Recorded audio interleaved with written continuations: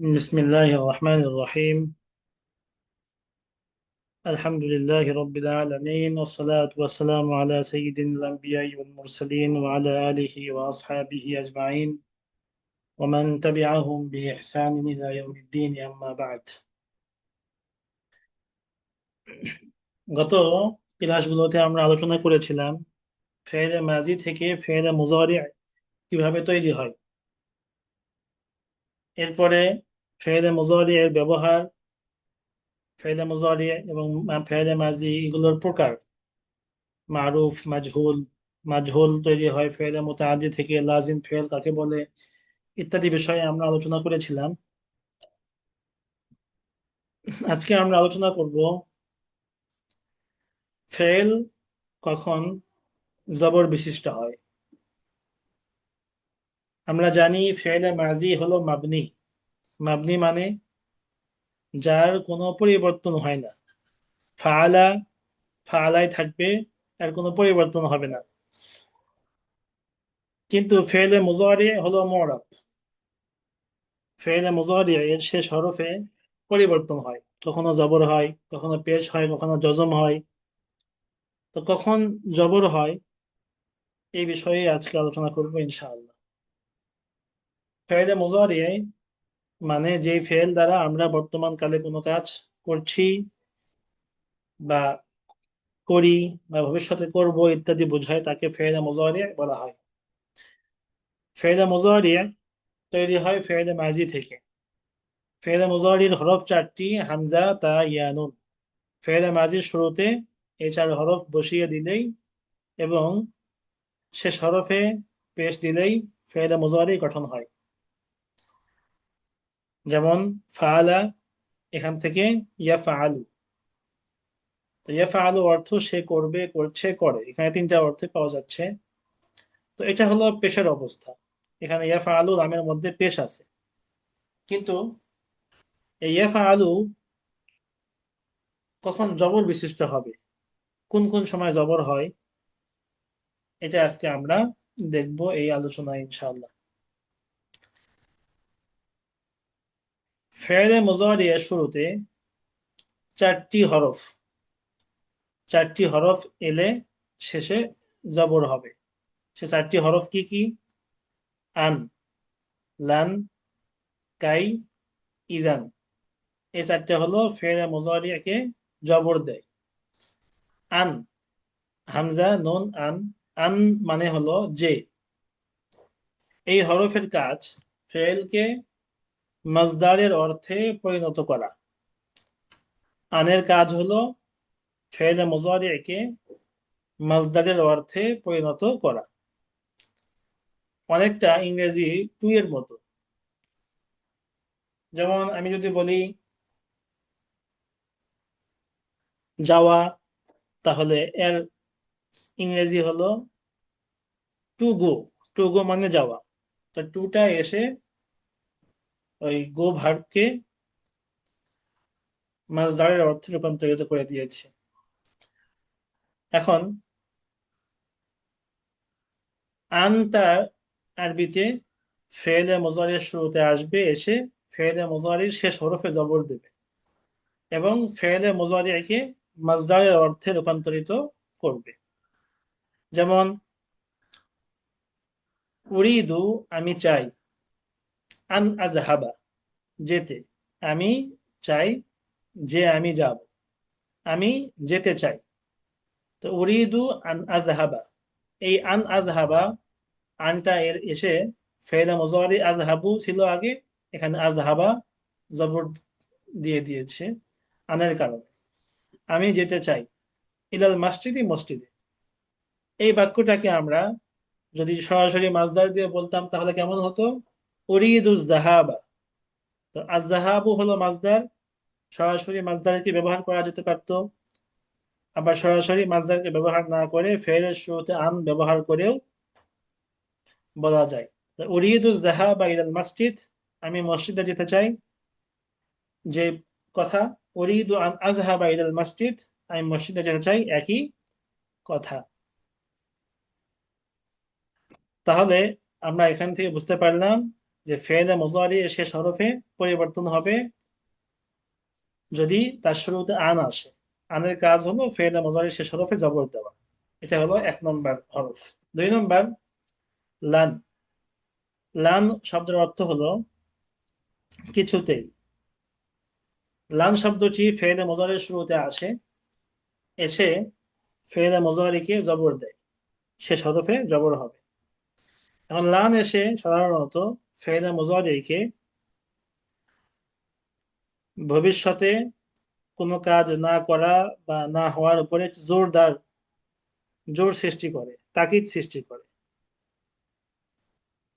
নফির তাকিদ। যেমন লাই ইয়াজহাবা রাশিদুন ইলাল মসজিদ বা ইলাল মাদ্রাসা, রাশেদ কিছুতেই মাদ্রাসায় যাবে না। লাই ইয়াকযিবাল মুসলিমু, মুসলিম কিছুতেই মিথ্যা বলে না।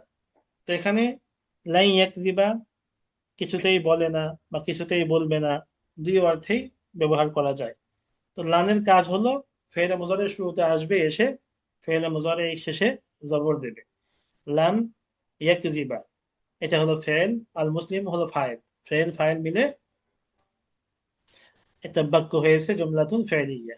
লাই ইয়াকযিবাল মুসলিমু, মুসলিম কিছুতেই মিথ্যা বলে না।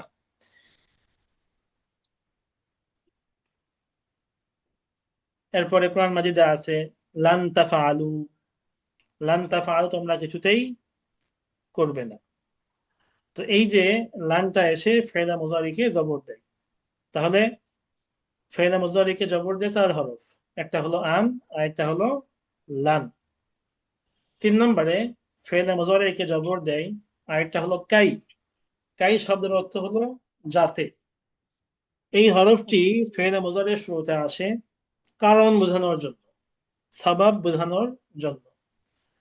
তো এই হরফটি কখনো কখনো সরাসরি ব্যবহার হয়, কখনো কখনো আবার লি হরফে জরের পরে ব্যবহার হয়। তো আমরা এখানে লি হরফে জর সহ উদাহরণটা দেখিয়েছি। যেহেতু আমি এসেছি, আমি কেন এসেছি এই কারণ বোঝানোর জন্য। কাই আতা আল্লামা, আমি শেখার জন্য এসেছি, আমি শিখতে এসেছি। যেহেতু আমি এসেছি লিকাই আতা আল্লামা, শেখার জন্য, আমি শেখার জন্য এসেছি। তো কাই এসে আতা আল্লামা এর মধ্যে জবর দিয়েছে। 4 নম্বরে ইদান। ইদান এর অর্থ হলো তাহলে। ইদান ফেলে মুজারির শুরুতে আসে, এসে ফেলে মুজারিকে জবর দেয়। জবর দেওয়ার শর্ত হলো ইদান যেই শব্দের শুরুতে বা যেই ফেলের শুরুতে আসবে ওইটা শুরু বাক্য হতে হবে, শুরুর বাক্য হতে হবে। আগের বাক্যের সঙ্গে আর কোনো শাব্দিক কোন ধরনের মিল থাকবে না। তবে অর্থগত মিল থাকতে পারে, তবে শাব্দিক কোনো মিল থাকবে না।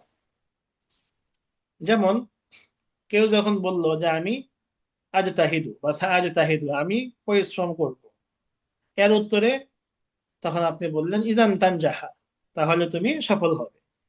তাহলে ইজান এটা শুরু বাক্যের জন্য আসে এবং ফেলা মুজারিকে জবর দেয়। ইজান তানজাহা, তুমি সফল হবে। কেউ বলল আমি অনেক খাবো, যে সা আকুলু কাসীরান, আমি অনেক খাবো, তখন আপনি এর উদাহরণে বললেন, এর উত্তরে বললেন যে ইজান তুসমিনা, তাহলে তুমি মোটা হবে, বা ইজান তাকুনা সামিনা, তাহলে তুমি মোটা হয়ে যাবে। তো এভাবে আমরা ফেলে মুজারি এর ব্যবহার করতে পারি। তো ফেলে মুজারিকে 4টি হরফ জবর দিয়ে থাকে। সে 4টি হরফ হলো আন, লান, কাই এবং ইজান। এগুলোর বিস্তারিত উদাহরণ আলাপ আলোচনা আমরা বড় বড় নাহর কিতাবে পড়বো। আমাদের এখানে আরবি শেখার জন্য, কোরআন মাজিদের প্রাথমিক পাঠ বোঝার জন্য যেটুকু জরুরি এটুকু আলোচনা আমরা করলাম। এখন এগুলো মধ্যে অনেক আলোচনা আছে, কখন এগুলোকে নিয়ে আসতে হবে, কখন নিয়ে আসা যাবে না, এগুলো অনেক আলোচনা আছে। আমরা এখান থেকে একটা শব্দ আলোচনা করব, আন। আন কখনো কখনো স্পষ্ট থাকে, কখনো কখনো বাক্যের মধ্যে থাকে না। তো কোন কোন সময় আন বাক্যে থাকে না, কিন্তু আনের যে কাজ, ফেরা মুজারিকে জবর দেওয়া, সেই কাজটা করে। অর্থাৎ আন ওখানে ধরে নিতে হয়, কিন্তু স্পষ্ট উল্লেখ করা যায় না। এই আলোচনা আমরা আজকে করব। তো ফেরা মুজারি জবর যুক্ত হয় যেখানে আন গোপন থাকে। তো এটা আবার দুই প্রকার।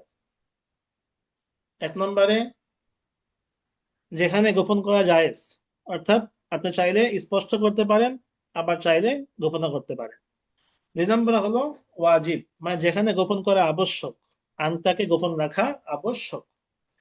তো এর অনেকগুলো জায়গা আছে, তবে প্রসিদ্ধ চারটি জায়গার কথা আমি বলছি যেগুলো খুব ব্যবহার হয়। এক নম্বর, লামুল জহুদের পরে আন গোপন থাকে। লামুল জহুদ কি জিনিস? লামুল জহুদ শব্দের অর্থ হলো জাহাদা ইয়াজহাদু, অর্থ হলো অস্বীকার করা। অস্বীকার করার অর্থে যে লামটা আসে, আমরা উদাহরণ থেকে আরো স্পষ্ট বুঝতে পারবো। লামুল জহুদ হলো যে যুক্ত লাম। এই লামটা আসে কানা বা কানার সমজাতীয় ফেলের পরে। তবে যেই কানা বা কানা সমজাতীয় ফেল নফি হয়, না বাচক, না বাচক কানা, অর্থাৎ মা কানা, তারপর লাম ইয়াকুন ইত্যাদি। তো এগুলোর পরে যে লামটা ব্যবহার হয়, এটাকে বলা হয় লামুল জুহুদ। মা কান আল্লাহু, আল্লাহ তাআলা নন, বা আল্লাহ তাআলা ছিলেন না। কোথায় ছিলেন না? লিয়াজলিমাল কাফিরিন, এই যে লি, আল্লাহ তাআলা ছিলেন না লিয়াজলিমাল কাফিরিন, কাফেরদের উপরে জুলুম করার জন্য। তো এখানে এই লিটা লামুল জুহুদ, অর্থাৎ আল্লাহ তাআলা আদৌ কাফেরদেরকে জুলুম করার ছিলেন না। তো এখানে লি এর পরে একটা আন উজ্জ্ব আছে, গোপন আছে, এখানে গোপন রাখার আবশ্যক। স্পষ্ট যদি আমি করতাম মা কান আল্লাহু লিআন ইয়াজলিমা, তাহলে আরবি যে ভাষারীতি, এটার পরিবর্তন হয়ে যেত। এজন্য আরবগণ একটা নিয়ম করেছেন যে লামুল জহুদ এরপরে আনটাকে গোপন করতে হবে। তো এখানে লিয়াজলিমা এরপরে একটা লি এর পরে একটা আন উজ্জ্ব আছে, গোপন আছে। অনুরূপ ভাবে লাম ইয়াকুনিল্লাহু লিউআযিবাহুম, আল্লাহ তাআলা তাদেরকে আদৌ শাস্তি দেওয়ার ছিলেন না। এটা হলো এক নম্বর। দুই নম্বর, লাম আন গোপন থাকে ফাউজ সাবাবিয়াতের পরে। ফাউজ সাবাবিয়া মানে কি? যেই ফাটা আগের বাক্যের কারণ বোঝাতে আসে। যেমন কোরআন মাজিদে আছে লা তাতগাউ ফীহ, তোমরা তাতে সীমা লঙ্ঘন করো না। তো সীমা লঙ্ঘন করলে কি হবে? এর কারণ হলো ফায়াহিল্লা আলাইকুম গদবি, তাহলে তোমাদের উপরে আমার ক্রোধ আপতিত হবে। তো এখানে ফায়ের পরে একটা আন গোপন আছে, আই আই ইয়াহিল্লা আলাইকুম গদবি। এখানে ফায়ের পরে আন গোপন রাখা আবশ্যক। তিন নম্বর হলো ওয়াবুল মাইয়া। ওয়াবুল মাইয়া মানে যে ওয়াওটা ফেলে মুজারির শুরুতে এসে ফেলে মুজারিকে জবর দিয়ে থাকে এবং এরপরে একটা আন গোপন থাকে, অর্থ হয় সাথে অর্থে। যেমন একটা প্রসিদ্ধ কবিতা আছে লা তানহা আন খুলুকিন ওয়া তা'তিয়া মিথলাহু আলুন আলাইকা ইযা ফাআলতা আযীম। লা তানহা, লা তানহা মানে তুমি নিষেধ করো না, আন খুলুকিন এমন চরিত্র থেকে, ওয়া তা'তিয়া মিথলাহু যে অবস্থায় তুমি সেই চরিত্রেও এর অধিকারী। অর্থাৎ তুমি যে অন্যায় কাজ করো সেই অন্যায় কাজ থেকে অন্যকে নিষেধ করো না। যদি এমনটা করো তাহলে কি হবে? আরুন আলাইকা, এ তোমার জন্য কলঙ্ক হবে। ইজা ফাল, যখন তুমি এমনটা করবে তখন তোমার জন্য এটা বিরাট কলঙ্ক হয়ে দাঁড়াবে। তো কবি এখানে তার সামনের ব্যক্তিকে ভর্ৎসনা করে, নিন্দা জ্ঞাপন করে এই কবিতাটা তিনি উল্লেখ করেছেন। তো এখানে ওয়াতা তিয়া মিথলাহু, এই ওয়াওটা হলো ওয়াবুল মাইয়া, এরপরে একটা আন গোপন আছে, যার কারণে ফেনা মুজারে তাতি এখানে জবর হয়েছে তাতিয়া। লা তানহা আন খুলুকিন ওয়া তাতিয়া, এই ওয়াওটা হলো ওয়াবুল মাইয়া। আর মা আন তাতিয়া, তুমি যে অবস্থায় তুমি ওই কাজটা নিজেই করো, এমন অর্থে ওয়াও ব্যবহার হয়েছে। এগুলো আরবি ভাষার একটা পদ্ধতি। চার নম্বরে হাত্তা আল জার। আমরা জানি যে হরফুল জারের মধ্যে একটা আছে হাত্তা, আর পড়ছি না আমরা যে বাও তাও কাফুল আমু ওয়াও মুনজু মুসখালা রুব্বা হাসা মিন আদা ফি আন আলা হাত্তা ইলা। হাত্তা এর অর্থ হলো যে পর্যন্ত। তো হাত্তা পরবর্তী শব্দকে জের দেয়।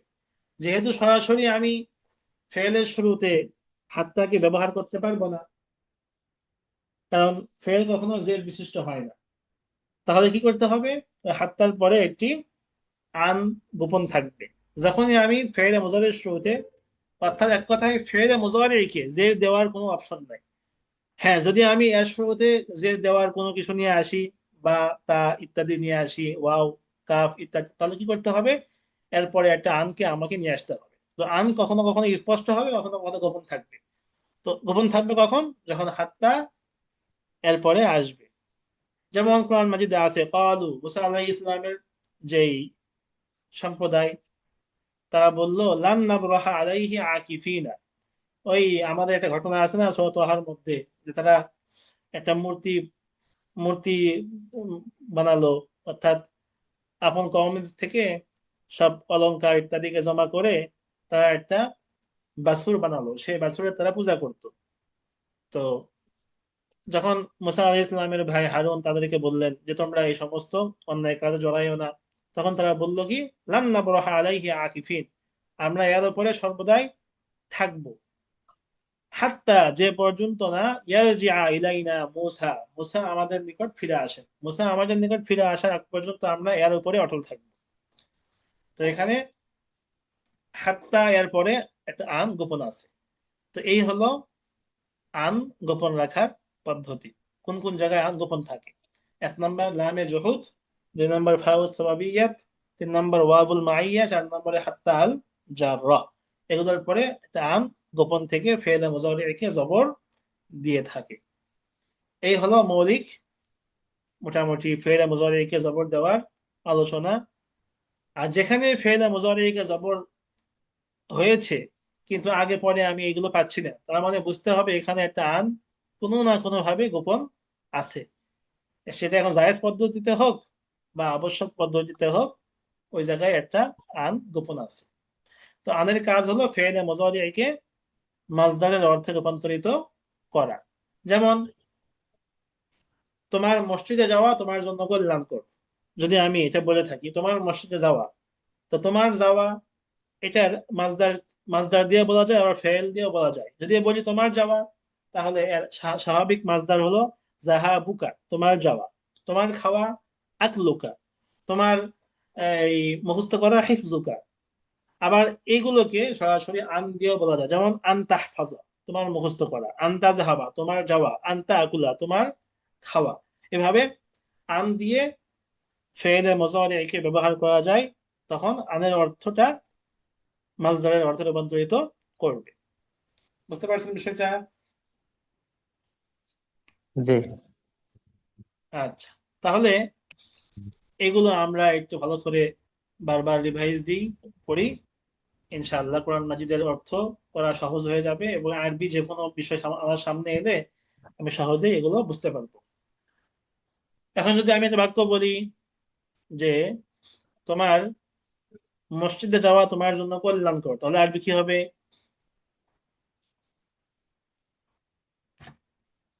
তোমার মসজিদে যাওয়া তোমার জন্য দেওয়া। কল্যাণকর, আরবি কি হবে?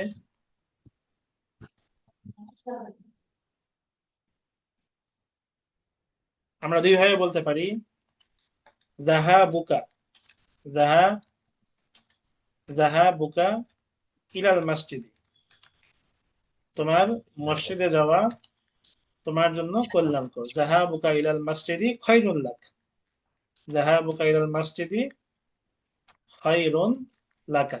এটা হলো ফেলের এই সরাসরি মাসদার দিয়ে। আবার হুবহু এটাই আমরা আরেক ভাবে বলতে পারি, আন তাজহাবা, এই আনটা নিয়ে এসে আন তাজহাবা, তোমার যাওয়া কোথায়, ইলাল মসজিদি খায়রুল লাক।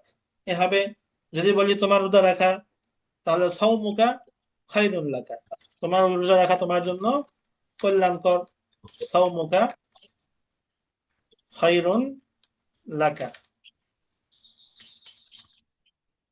আবার মাসদার দিয়ে বললে আন তাসুমা খায়রুন লাকা, আন তাসুমা খায়রুন লাকা, তোমার রোজা রাখা তোমার জন্য কল্যাণকর। এভাবে আমি একটা ফেলকে ফেল দিয়ে ব্যবহার করতে পারবো, মাছদারের অর্থে রূপান্তর করতে পারবো, আর সরাসরি মাছদারে ব্যবহার করতে পারবো।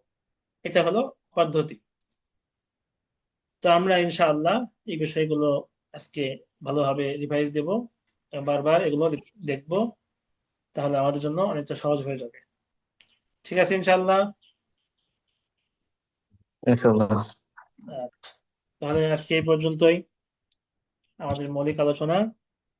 বাকি সামনে ইনশাআল্লাহ আমরা আরেকটা আলোচনা আছে, লাম এই কোন কোন সময় ফেলে মুজারি জজম হয়, এই তিনটা আলোচনা ছিল। পেশ কখন হয়, জবর কখন হয়, আর কখন জজম হয়। আমরা আগামীকাল জজমের আলোচনা করব, এরপরে আমরা ইনশাআল্লাহ বই থেকে পড়ব। তো ঠিক আছে, আজকে এই পর্যন্তই। আসসালামু আলাইকুম ওয়া রাহমাতুল্লাহি ওয়া বারাকাতুহু। ওয়ালাইকুম আসসালাম ওয়া রাহমাতুল্লাহি ওয়া বারাকাতুহু। মা আসসালামা।